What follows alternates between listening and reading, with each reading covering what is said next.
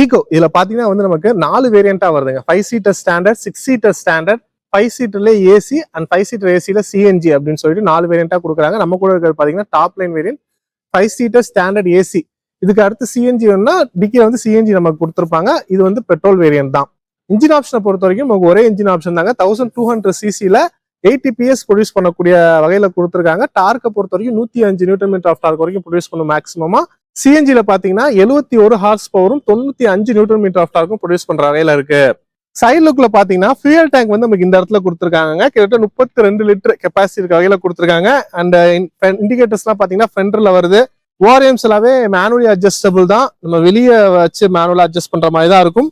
வீல்ஸை பொறுத்த வரைக்கும் 13 inch வீல்ஸுங்க 155 section டயர்ஸ்ல கொடுத்துருக்காங்க.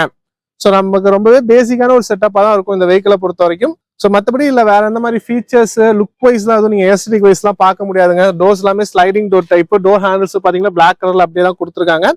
ஸோ இது வந்து அந்த பேசிக் பட்ஜெட் ஒரு 6 லட்சம் பட்ஜெட்ல நமக்கு ஒரு மளிகை கடை வச்சிருக்காங்க, இல்லை ஒரு ஃபேமிலிக்கு எடுக்கிறாங்க அப்படின்னாலுமே நிறைய மெம்பர்ஸ் இருக்கவங்களை ஏற்றிக்கிறதுக்கு, இல்லை ஃபேமிலி பிளஸ் கமர்ஷியல் வைஸ் ஓட்டணும் அந்த மாதிரிலாம் இருக்கவங்களுக்கு ஏதுவான வகையில இந்த வெஹிக்கிளை வந்து டிசைன் பண்ணியிருக்காங்க.